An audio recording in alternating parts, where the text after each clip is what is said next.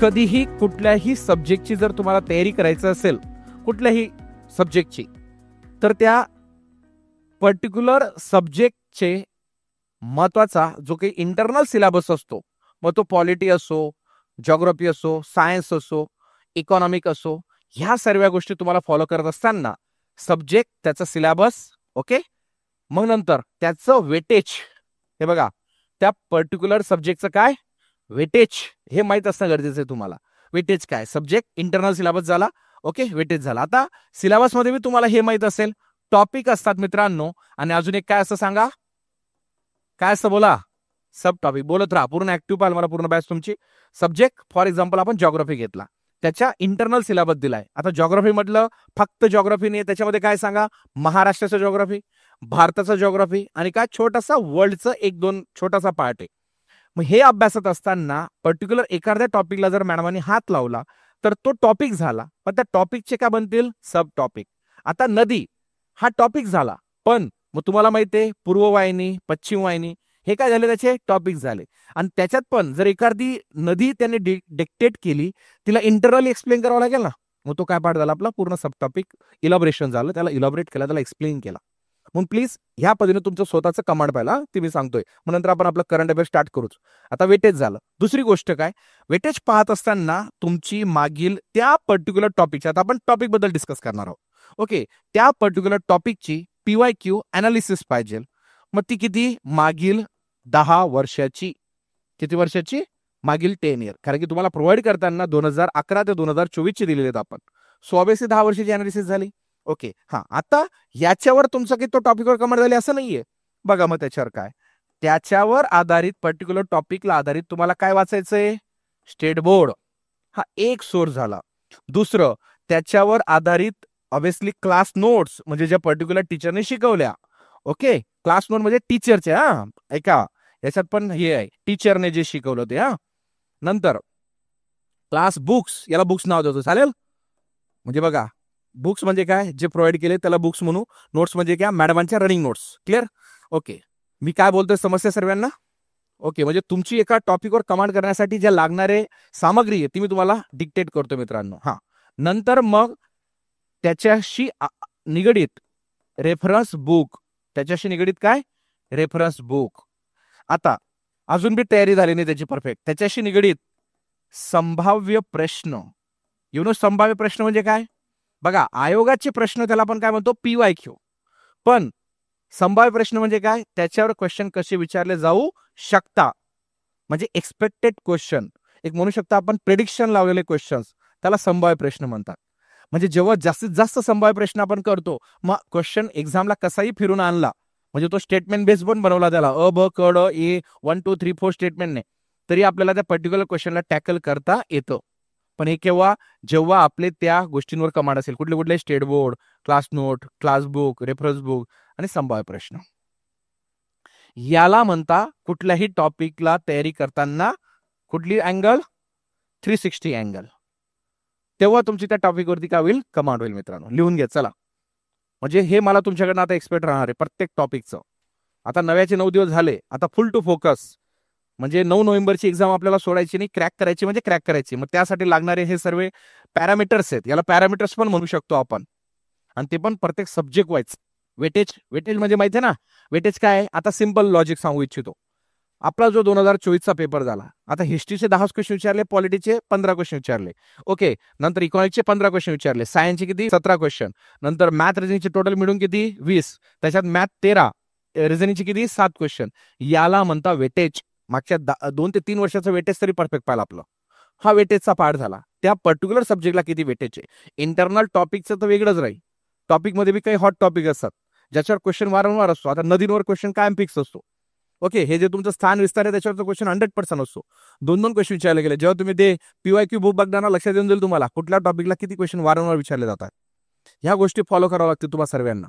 चलो, so let start our today's new subject, current affair. नाव टाका सर्वांनी आता, करंट अफेअर्स. काय म्हटलं आता करंट अफेअरला मराठीमध्ये, चालू घडामोडी.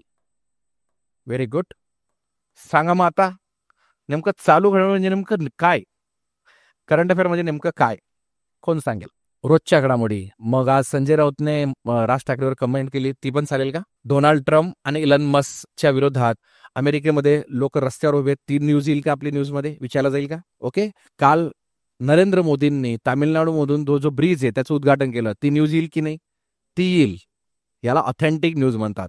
बाकी कमेंट पास करणं, बाकी ते तुम्ही रस्त्यावर येणं, याला न्यूज म्हणणार का? मग नेमकं आता तुम्हाला मनात, आता तुमच्याकडनं मी काही गोष्टी काढणार आहे आणि मग मी तुम्हाला देईल की नेमकं करंट अफेअरमध्ये विचारलं जातंय काय. आता समजेल तुम्हाला स्टेप बाय स्टेप. मी 3 गोष्टी तुम्हाला कंपॅरिझन करून दिल्या. आता 3 मधल्या 2 गोष्टी गेल्या, एक उरली कुठली? उद्घाटनाची. ठीक आहे, आता लक्षात येईल तुम्हाला. तरी याला काय म्हटलं होतं माहिती का चालू गणवेरला? याला स्पर्धा परीक्षेचा आत्मा म्हटला होता. लिहा, स्पर्धा परीक्षेचा आत्मा. स्पर्धा परीक्षेचा आत्मा. स्पर्धा परीक्षेचा आत्मा. अजून एक टॅगलाईन आहे त्याला बघा. टॅगलाईन असतात माहिती आहे ना, जसं वर्ल्ड बँक आहे. वर्ल्ड बँकचा मोटो काय? To reduce the poverty. हा त्याचा काय झाला? टॅगलाईन झाली, त्याची एक म्हणतात ना मोटो झाला. तसं करंट अफेअरचं एक टॅगलाईन आहे, जे चर्चेत ते परीक्षेत. लिहा, जे चर्चेत ते परीक्षेत. मित्रांनो, 10 ते 12 वर्षापासून मी करंट अफेअर शिकवतोय. आपलं दर महिन्याचं मासिक येतं, ओके, करंट अफेअरचं. आपलं टेलिग्राम चॅनल आहे, आपलं व्हॉट्सअप चॅनल आहे, त्याच्यावर डेली करंट अफेअर अपडेट करतो. युट्यूबला मी माझे सर्व व्हिडिओ बघायला भेटतील तुम्हाला करंट अफेअरचे. भारतातील पहिलेपासून तर ऑपरेशनपासून सर्व व्हिडिओ शांतीत बघत चला, म्हणजे तुमच्या येणारी ह्या 9 नोव्हेंबरच्या एक्झामला ते सर्व व्हिडिओ कामात येतील तुम्हाला. कारण की भारतातील पहिले हे कमी कमी 1-2 वर्ष चालतं. त्याला स्टॅटिक जीके म्हणतात. महत्वाचे ऑपरेशन टाकले आहेत, महत्वाचे जॉईंट मिलिटरी एक्सरसाइज टाकले आहेत, खूप काही गोष्टी बघायला भेटेल. आताच तुम्ही लेक्चरला बसले होते, 6 वाजता एक व्हिडिओ पण आला माझा. कुठला? UPSC MPSC descriptive pattern. आता नवीन पॅटर्न आला ना, तो विद्यार्थ्यांसाठी या वर्षापासून लागू होतोय. तो पण व्हिडिओ बघा, ज्यांना ज्यांना MPSCची एक्झाम द्यायची ती त्यांच्यासाठी. चला, आता आपण आपल्या करंट अफेअर मधल्या 3 गोष्टी लिहिल्या, जे चर्चेत ते परीक्षेत, स्पर्धा परीक्षेचा काय? आत्मा. आता मला छोटंच एक्सपेक्टेशन आहे, तुम्ही सांगा नेमकं करंट अफेअर मध्ये काय काय विचारलं जाऊ शकतं. म्हणजे कुठले इंटरनल टॉपिक असेल ते सांगा, बाकी मग मी माझी स्ट्रॅटेजी देईल.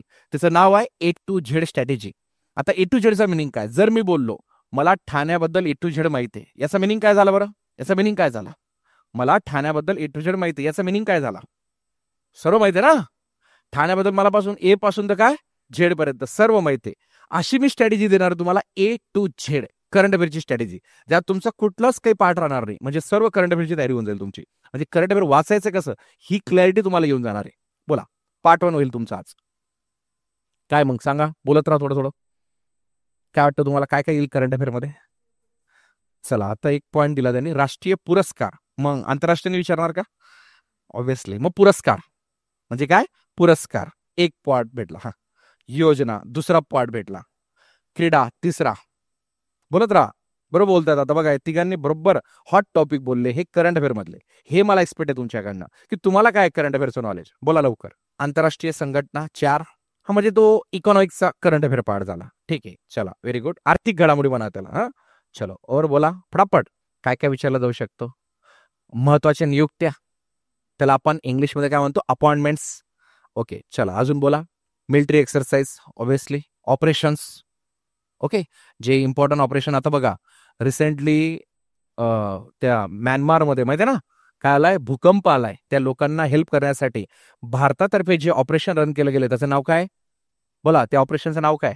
जेव्हा तुर्कीमध्ये भूकंप आला होता, भारताने त्यांना हेल्प केली होती आणि त्या ऑपरेशनचं नाव होतं ऑपरेशन दोस्ती. 2024चा पेपर बघा, विचारला गेलाय क्वेश्चन. याला म्हणतात PYQ अनालिसिस. मी तुम्हाला त्या लेवलला शिकवणार आहे पूर्ण. ही जी स्ट्रॅटेजी आहे ना त्याची. कोणाकडे आहे का PYQचं बुक? आहे का? एखाद्याने आणलंय का? हा, चला, व्हेरी गुड. हे बघा, तुम्हाला जस्ट एक इंट्रोडक्शन देऊन देतो. बघा, आतापर्यंत 2016 पासून तो 2023 पर्यंत नेमणूक वरती क्वेश्चन किती विचारले गेले ते दाखवून देतो तुम्हाला. 12. म्हणजे जर 17, हे बघा आता जस्ट 2022च्या एक्झामला पण विचारला होता. पुरस्कारांवरती बी क्वेश्चन दरवर्षी असतात आणि जास्त असतात. तुमची जी 2023ची एक्झाम झाली ना, त्याला देखील 2 क्वेश्चन होते, 3 क्वेश्चन होते डायरेक्ट. किती? 3 क्वेश्चन. तसं बघायला गेलो तर तो एक क्वेश्चन जर सरावाचा पकडला तर 4 क्वेश्चन होते तसे. पुरस्कारांवरती खूप हॉट टॉपिक आहे पुरस्कार. दरवर्षी क्वेश्चन असतात. 24च्या एक्झामची याच्यात टाकलं नाहीये, पण 24चा पेपर मी तुम्हाला एक्सप्लेन केला होता त्या दिवशी. आठवत आहे का तुम्हाला? 2024चा पेपर एक्सप्लेन केला होता. आणि कोणाकडे नसेल तर मी तुमच्या ग्रुपला तो अपडेट करेल. तो पेपर बघा, त्यात तुम्हाला मोस्ट ऑफ द क्लॅरिटी होऊन जाईल. आणि कुठल्या टॉपिकला किती वेटेज आहे ते पण. म्हणजे जरी इथं 24 नाही, पण 24 मी तुम्हाला PDF नक्की टाकेल. टाकली होती का मी त्या दिवशी ग्रुपला? नाही ना? ओके, देऊन देईल मी तुम्हाला. हा, हाय माझ्याकडे. हे बघा, म्हणजे किती क्वेश्चन आहेत इथपर्यंत आहे. म्हणजे सेकंड पेज पण पुरस्कारांचं आहे. हे बघा, इथपर्यंत आहे. म्हणजे बघा, सर्वात जास्त क्वेश्चन तुम्हाला बघतानाच दिसून जाईल ना. अपॉइंटमेंटचं एक पेज बघा, पुरस्काराचं हे पूर्ण पेज, नंतर हे पेज, नंतर काय इथपर्यंत. आय होप मी काय बोलतोय समजते तुम्हाला. तिसरा टॉपिक कुठला आहे? इकॉनॉमिक, आर्थिक घडामोडी. हे बघा इथून सुरुवात झाली त्याची, आता तो इथपर्यंत चालला. म्हणजे बऱ्यापैकी क्वेश्चन इकॉनॉमिक घडामोडीवर पण विचारले. आता राष्ट्रीय यांचा टॉपिक. राष्ट्रीय वरती बघा तुम्ही बऱ्यापैकी क्वेश्चन पाहू शकतात. नंतर तुम्ही काउंट करा. बघा सर्वात जास्त क्वेश्चन कशावर येते? राष्ट्रीय. अजून बी संपलं नाही. हे बघा इथपर्यंत चालू आहे. राष्ट्रीय म्हणजे पूर्ण भारत ना. आपल्या भारतामध्ये स्टेट किती आहेत बोला? 28 ऑब्विसली. आणि युनियन टेरिटरी किती आहेत? 8. म्हणजे 28 + 8 इथं काय काय चालू आहे हे सर्व विचारलं जातं. त्याला राष्ट्रीय घडामोडी म्हटलं जातं. आता राजकीय आणि घटनात्मक त्याच्यावर पण बऱ्यापैकी क्वेश्चन विचारले गेले 10-12. नंतर आता आंतरराष्ट्रीय, जो राष्ट्रीय नंतर काय येईल आपला आंतरराष्ट्रीय. इथून सुरुवात झाली 2. हे पूर्ण पेज, हे पूर्ण पेज. जसं राष्ट्रीय महत्वाचं आहे तसं काय आंतरराष्ट्रीय मित्रांनो. हे बघा आता संपलं ते तिथं. आता बुक्स अँड ऑथर असतात, त्याला आपण पुस्तक आणि काय म्हणतो लेखक. त्याच्यावर बघा बऱ्यापैकी क्वेश्चन हे एवढे क्वेश्चन विचारले गेलेले आहेत. निर्देशांक ज्याला इंडेक्स म्हटलं जातं इंग्लिशमध्ये, त्याच्यावर पण 2 ते 3 क्वेश्चन विचारले गेलेत. व्यक्तिविशेष जसं आपण नियुक्त्या म्हणतो ना अपॉइंटमेंट्स, तसं व्यक्तिविशेष असतं. व्यक्तिविशेष म्हणजे काय? Person in news. त्याला अजून एक नाव आहे चर्चेतील व्यक्ती. आता मनोज कुमार यांचं निधन झालं, ती व्यक्ती काय झाली? चर्चेत आली ना, म्हणजे ऑब्व्हियसली त्यांच्यावर. आता रतन टाटा यांचं पण निधन झालेलं आहे, त्याच्यावर पण क्वेश्चन तुम्हाला विचारलं जाऊ शकतं. म्हणजे हे व्यक्ती फेमस असतात. म्हणजे त्याला म्हणतात जिंदगी ऐसी जिओ जिंदा रहे दिल शायद तुम, तुम्हारे जाने के बाद भी सारी दुनिया को याद आए तुम. म्हणजे त्यांच्यावर क्वेश्चन तर 100% विचारलाच जातो. हे व्यक्तींनी काहीतरी कामगिरी केली असं म्हणून. आता व्यक्तिविशेषबद्दल बघा इथपर्यंत क्वेश्चन आहेत, पाहू शकतात तुम्ही. बघा इथून सुरुवात झाली. मी तुम्हाला प्रॅक्टिकली दाखवतोय बेटेच. हे बघा दिसले? हे 5, हे पूर्ण अजून 10, हे 3-4. आता सायन्स अँड टेक्नॉलॉजी पाहू आपण. सायन्स अँड टेक्नॉलॉजी बघा इतके क्वेश्चन आहेत. म्हणजे हे घरी गेल्यावर तुम्हाला पाहायचंय सर्वांना. हे याला म्हणतात वेटेज. नुसतं चालू घडामोडी नाही, चालू घडामोडी इंटरनली कुठल्या टॉपिकला कशी क्वेश्चन विचारले त्याला म्हणता अभ्यास. ह्या अभ्यास करणार ना, जी मी अनालिसिस दाखवली तुम्हाला PYQ अँड ऑल. हे आता बघा सायन्स अँड टेक्नॉलॉजी बऱ्यापैकी बघा ना इथपर्यंत क्वेश्चन आहेत. आता इन्व्हायरमेंटचे जे करंटशी रिलेटेड क्वेश्चन आहेत, एक क्वेश्चन विचारला गेला होता घनकचरा व्यवस्थापनाच्या वेंगुर्ला पॅटर्न बद्दल. तो चर्चेत होता तेव्हा वेंगुर्ला पॅटर्न, त्याच्यावर क्वेश्चन आयोगाने विचारला होता. नंतर संरक्षण ज्याला आपण इंग्लिशमध्ये काय म्हणतो डिफेन्स, माहिती ना डिफेन्स, त्याच्यावर क्वेश्चन बघा. अग्नी 5 बॅलिस्टिक क्षेपणास्त्राची लक्ष वेधण्याची क्षमता किती, त्याची स्ट्राईक रेंज विचारली होती. तेव्हा अग्नी 5 चर्चेत होता. आता अग्नी 1, अग्नी 2, अग्नी 3, अग्नी 4 हे ऑलरेडी आलेले आहेत माहिती ना. अग्नी 1ची तर 200 तर 400 होती, पण नंतर मारक क्षमता वाढत वाढत वाढत आहे अग्नी 5 बनवलं. जसं तुम्हाला माहिती आहे ना चंद्रयान 1, चंद्रयान 2, चंद्रयान 3 प्रत्येकामध्ये चेंज. आता तुमचं नेटच बघू ना जे डेली न्यूजला वापरता, पहिले 3G होता, नंतर काय आला 4G, आता काय येणार आहे 5G आणि 6Gचं पण काम चालू होऊन गेलोय मित्रांनो. आयफोनची बी माहिती आहे ना आता कुठलं व्हर्जन चालू आहे तुमचं बोला. हा म्हणजे मला काय बोलायचंय समजलं तुम्हाला. हे बघा जे नवीन जे चर्चेत ते परीक्षेत, म्हणजे अग्नी 5 चर्चेत होतं तेव्हा कुठल्या एक्झामला विचारलं 2018ला, मग त्याची लगेच बॅलिस्टिक विचारली. ओके. नंतर अवनी चतुर्वेदी यांनी एकटीने लढाऊ विमान उडवणारी पहिली भारतीय महिला होण्याचा मान मिळवला होता. त्यांनी फर्स्ट वुमन, म्हणजे भारतातील पहिली महिला होण्याचा मान मिळवला होता. लगेच त्याच्यावर क्वेश्चन. हे बराक 8 आलं होतं, बराक 8 बद्दल विचारलं होतं. म्हणजे बघा हे अशा पद्धतीने. नंतर इम्पॉर्टंट डेज महत्वाचे दिवस, त्याच्यावर पण क्वेश्चन. अशा पद्धतीने तुम्हाला हे क्वेश्चन्स विचारले जातात. आय होप PYQ अनालिसिस लक्षात आली. हे बुक सर्वांनी प्रॉपरली बघा आणि मग त्यानुसार जा. म्हणजे इंटरनल क्वेश्चन काय विचारले ते पण पहा. चला मग आता नाव टाका A to Z strategy. A to Z strategy म्हणजे तुम्ही आता करंट अफेअर वाचायला सुरुवात करू शकतात आजपासून. कुठलंही त्याला असं ब्रेक नाही. मग आता याच्यातला ए म्हणजे घ्या. व्हॉट यू थिंक अबाउट ए, काय वाटतं तुम्हाला करंट अफेअर मध्ये ए म्हणजे काय? ओके. अजून अपॉइंटमेंट्स, अजून ऍग्रीमेंट, अजून ॲब्रिव्हिएशन. सर्व पाहू स्टेप बाय स्टेप. पहिलं नाव टाका अपॉइंटमेंट्स. काय नाव टाकणार? अपॉइंटमेंट्स. मराठीमध्ये काय म्हटलं आता याला? नियुक्ती. आता नियुक्ती ही कुठल्या लेवलला असते ते पण आपण पाहणार आहोत. नियुक्ती असते तुमची मित्रांनो आंतरराष्ट्रीय लेवलला, ज्याला आपण इंटरनॅशनल म्हणू इच्छितो. आता आंतरराष्ट्रीय लेवलला कोण कोण असतो? PM असतात. ओके. प्रेसिडेंट असतात. PM president. नंतर अँबॅसिडर असतात. अँबॅसिडर याला मराठीमध्ये काय म्हटलं होतं मित्रांनो? व्हेरी गुड, राजदूत. ओके. नंतर आंतरराष्ट्रीय ज्या संघटना असतात ज्याला इंटरनॅशनल काय म्हणतात? ऑर्गनायझेशन. यांचे हेड विचारले जातात आपल्याला. प्रॉपरली लिहा. बघा आंतरराष्ट्रीय लेवलला कोण कोण असतं, पीएम प्रेसिडेंट. आता युएस मध्ये पीएम नाहीये, पण युएस मध्ये काय असतो, प्रेसिडेंट. सो करंटली युएस चे प्रेसिडेंट कोण आहेत आता, डोनाल्ड ट्रम्प. सो ऑब्विसली आपल्याला त्याच्याबद्दल विचारलं जाईल, मागचे यांच्या पूर्वी जे होते ते गेले, मग हे आले, यांचा काय कार्यकाळ असेल, म्हणजे कार्यकाळ नाही तर मग केव्हा अपॉइंट झाले ते बद्दल आपल्याला विचारलं जाईल. याला पीएम प्रेसिडेंटच्या न्यूज झाल्या. अँबॅसेडर, भारताचा युएस साठी किंवा युएसचा भारतासाठी जो नेमलेला असेल त्याला अँबॅसेडर म्हणतात. आणि हा अँबॅसेडरला खूप नॉलेज असतं, तो IFS ऑफिसर असतो, त्याला लँग्वेज पण येते. आता युएस मधली जी लँग्वेज असेल ती याला येईल. चायना मधला जर आता इंडियन टू चायना जर अँबॅसेडर असेल तर त्याला चायनाची लँग्वेज येईल, म्हणजे ते पण त्यांना प्रशिक्षण दिलं जातं. आणि हे असतात IFS ऑफिसर. IFS म्हणजेच काय, इंडियन फॉरेन सर्व्हिस ऑफिसर असतात, जे कशातर्फे निवडले जातात, UPSC तर्फे. मग डायरेक्ट UPSC तर्फे IFS बनले की डायरेक्ट अँबॅसेडर नाही बनणार. त्यांचा तो एक्सपिरियन्स, त्यांचा ते लँग्वेज, त्यांची लर्निंग, ह्या सर्व गोष्टी चेक केल्यानंतर मग त्यांना ते डेजिग्नेशन, तो रिस्पेक्ट त्यांना प्रोव्हाइड केला जातो. अशा पद्धतीने हे पोस्ट असते. आय होप इथपर्यंत ओके. आता इंटरनॅशनल ऑर्गनायझेशनचे हेड. आता इंटरनॅशनल ऑर्गनायझेशन कुठले कुठले पहिले ते समजून घ्या. WTO नाव ऐकलंय, WTO. What is WTO? World trade organisation. What is WHO? World health organisation. What is SAARC? South Asian association of regional cooperation. SAARC ही मोठी संघटना आहे. ओके, त्याच्यामध्ये 8 देश आहेत. MBBS पाणी, मालदीव, भूतान, बांगलादेश, श्रीलंका पाणी, पाकिस्तान, अफगाणिस्तान, नेपाळ, इंडिया. म्हणजे तुम्हाला कुठल्या ना कुठल्या शॉर्ट ट्रिकने बी अभ्यास करायचा आहे. आपण इंटरनॅशनल ऑर्गनायझेशनचं पण एक स्पेशल लेक्चर आहे, युट्यूबला आहे माझं, ते पहा. आंतरराष्ट्रीय संघटना मी मस्त ट्रिक्स प्रमाणे घेतलेलं आहे. म्हणजे जिथं जिथं जिनिवा आलेत, आता WTO, WHO, WMO, WIPO आणि अजून एक आहे, या सर्वांच्या जी हेडक्वार्टर आहेत ना मित्रांनो, ते कुठे, जिनिवा, स्वित्झर्लंड. अशा खूप छान ट्रिक्स मी तिथं प्रोव्हाइड केल्या आहेत युट्यूबच्या व्हिडिओमध्ये, ते नक्की पहा. आता सांगायचं तात्पर्य, ह्या तर ऑर्गनायझेशन झाले, त्यांचे फुल फॉर्म पण आपण डिस्कस केले, त्यांची हेडक्वार्टर पण आपण डिस्कस केले, पण त्यांचे काय विचारले जातील तुम्हाला, हेड. त्यांचे हेड म्हणजे कोण, प्रमुख. ते सध्या त्या पदावर कोण बसलेलं आहे, IMF आहे, वर्ल्ड बँक आहे, यांचे सध्याचे प्रमुख कोण, हे आपल्याला विचारले जातात. आय होप काय बोलायचं समजलं तुम्हाला. यस, हे हेड झालं. आता हे आंतरराष्ट्रीय झालं. पुढचा घ्या नाव, राष्ट्रीय. आता राष्ट्रीय मध्ये नेमकं काय, जसं ऑब्व्हियसली राष्ट्रीय लेवलला महत्वाचा असतो CM, नंतर कोण असतो आपला गव्हर्नर, राज्यपाल. नंतर जे काही आपले भारताचे जे काही आयोग आहे, आयोगांचे अध्यक्ष. आता आयोग कुठले कुठले, पहिले CM कुठल्या राज्यांना असतील, 28 + 2 असे युनियन टेरिटरी आहे जिथं CM असतो. कुठल्या ते युनियन टेरिटरी, कोण सांगेल? दिल्ली, अजून पुडुचेरी, नाव ऐकलंय का? तिथं पण CM असतो.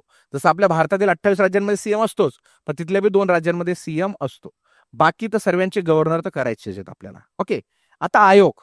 आता आयोगांचे अध्यक्ष म्हणजे नेमकं काय, बघा. आयोग कुठले कुठले आहेत तुमचे, नावं टाका. UPSC, MPSC. आज आपल्या व्हॉट्सअप चॅनलला मी UPSC MPSC ची पूर्ण इन्फॉर्मेशन टाकली होती, आयोगांची इन्फॉर्मेशन टाकली आहे. व्हॉट्सअप चॅनलला आहेत का सर्वजण करंट अफेअरच्या? यस, त्याच्यावर बघा मी दोघं इन्फॉर्मेशन टाकली, UPSC आणि MPSCच्या व्हॉट्सअप चॅनलला. बघा, तुम्हाला कलम विथ भेटेल इन्फॉर्मेशन मित्रांनो, आजच सकाळी टाकलेलं आहे. म्हणजे मी लगेच तुम्हाला फिगर आउट करून देतो कुठली गोष्टी माझ्याकडनं कुठे भेटणार आहे तुम्हाला. ओके, चला. UPSC MPSC झाला. फायनान्स कमिशन नाव टाका, टाकत राहा नावं. यस, जस्ट इंटरनली, म्हणजे तुम्हाला ह्या आयोगांचे काय पाहाल, अध्यक्ष माहित पहा. फायनान्स कमिशन त्याला काय म्हणतात सांगा मराठीमध्ये, वित्त आयोग. नीती आयोग, पुढचं नाव टाका, नीती आयोग. मानवी हक्क आयोग, ह्युमन राईट कमिशन, मानवी हक्क आयोग. या सर्व आयोगांबद्दल, त्यांच्या स्थापना, त्यांचे अध्यक्ष कोण आहेत हे माहीत असणं गरजेचं असतं. मानवी हक्क आयोग. ओके, मेन आयोग टाका, निवडणूक आयोग, त्याला इलेक्शन कमिशन इंग्लिशमध्ये म्हणतात. निवडणूक आयोग. आता जे वित्त आयोग लिहिले, आपल्या भारतामध्ये आता किती आयोग चालू आहे माहिती आहे तुम्हाला, 15वा चालू आहे की 16वा चालू आहे? वित्त आयोग नाव ऐकलंय का कधी? पहिला वित्त आयोग म्हणजे दर किती वर्षासाठी असतो आयोग, हा 5 वर्षासाठी असतो. पहिले पंचवार्षिक योजना बी कन्सेप्ट होती माहिती तुम्हाला, पण 12वी पंचवार्षिक योजना ही आपली काय होती, शेवटची होती. नंतर कोण आला तुमचा, नीती आयोग. समजतंय? हे सर्व लिंकिंग आहे तुमचं, जुन्या गोष्टी त्याच्यासोबत कुठल्या गोष्टी जॉईन करायच्या आहेत, नव्या गोष्टी.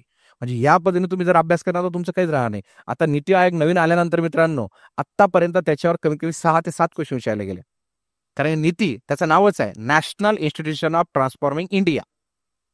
मग ह्या नीती आयोगाने काय केलं, जे पंचवार्षिक योजनांमध्ये जो अजेंडा होता तो बदलून याच्यामध्ये फुल त्यांनी टार्गेट केलंय. याच्यामध्ये गावातल्या व्यक्तीपासून सरपंचपासून जो काही आमदार असेल, खासदार असेल, त्या सर्वांना बोलण्याचे अधिकार ठेवले त्या नीती आयोगामध्ये.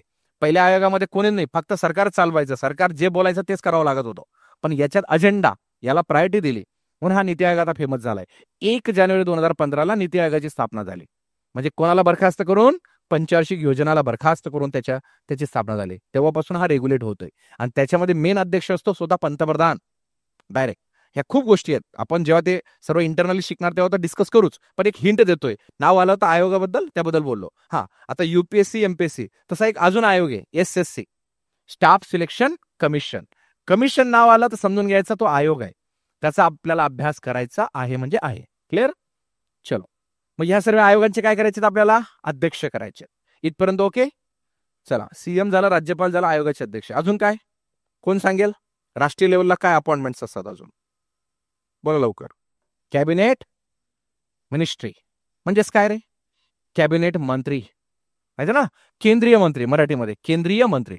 सांगा मग आता, आपले सध्याचे भारताचे होम मिनिस्टर कोण आहेत?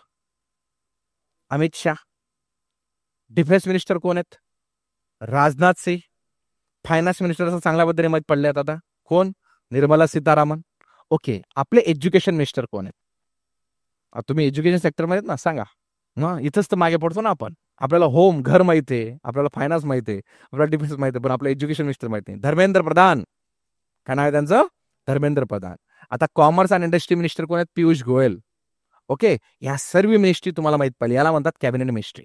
कारण की ऑब्व्हियसली प्रेसिडेंट नंतर, आपला पीएम नंतर कोणाला मान जातो? यांनाच, कारण की हेच तर भारत चालवता येतात सध्या.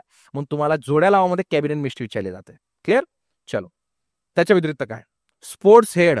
स्पोर्ट्स हेड, स्पोर्ट्स म्हणजे काय?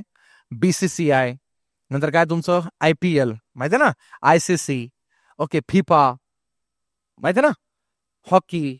या सर्वांचे हेड माहित पाहिजे आपल्याला, प्रमुख. त्यांचे कोण प्रमुख आहेत? हे कशात चालू आहे आपलं सांगा मला आता? अपॉइंटमेंट मध्ये चालू आहे, माहिती आहे ना. अजून आपण पुरस्काराला पोहोचलो नाहीये. हे अपॉइंटमेंटला इंटरनल पार्ट झाला. म्हणजे कुठलीही न्यूज दिसली न्यूजमध्ये तर एमपीसीचा अध्यक्ष चेंज झालं, युपीसीचा अध्यक्ष चेंज झालं, लगेच आपल्या नोटबुकमध्ये मेन्शन करून घ्यायचं. क्लिअर?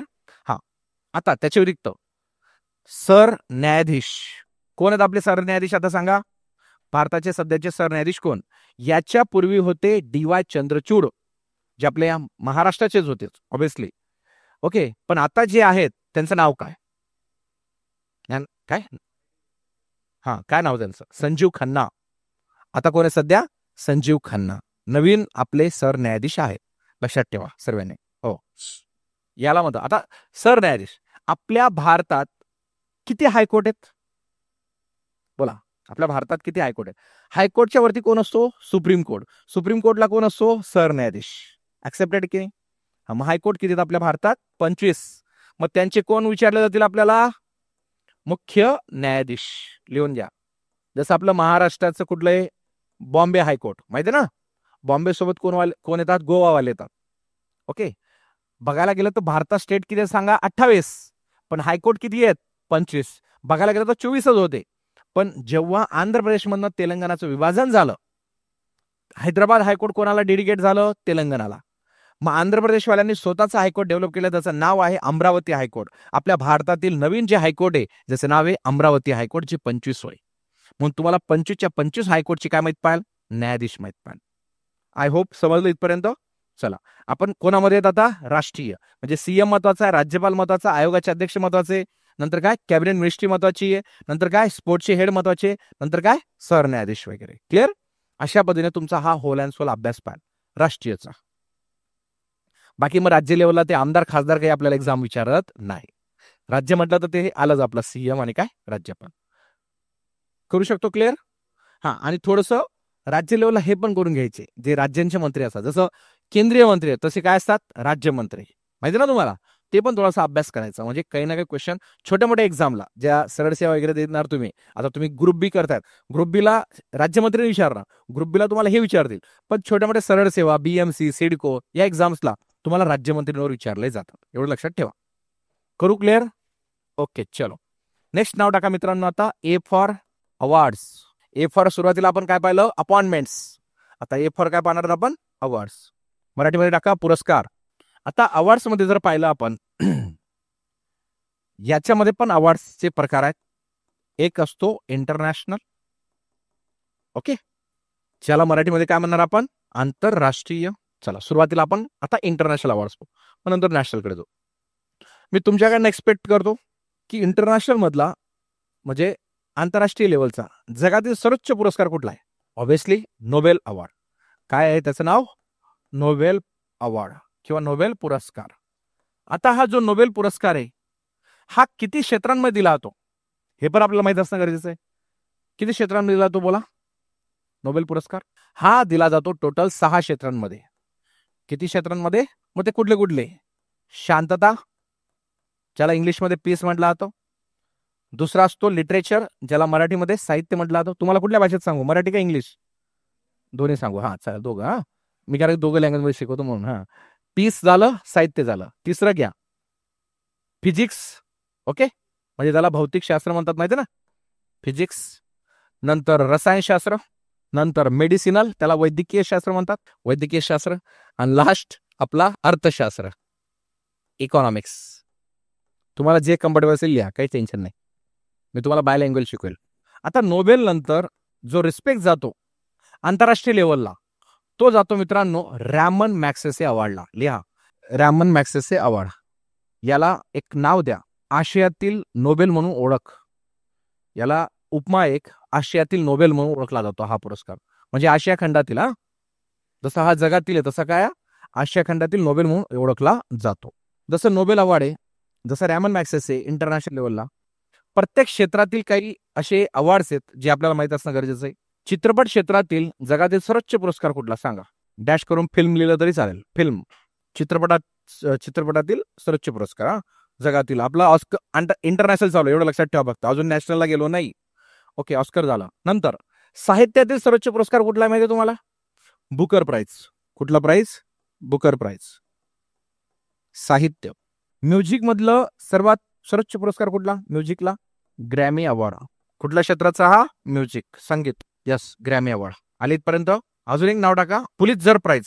साहित्य मधलं आहे, पुलित्झर प्राइज साहित्य मधला सर्वोच्च पुरस्कार आहे. नेक्स्ट टाका इंटरनॅशनल लेवलला अजून मिस युनिव्हर्स, मिस वर्ल्ड.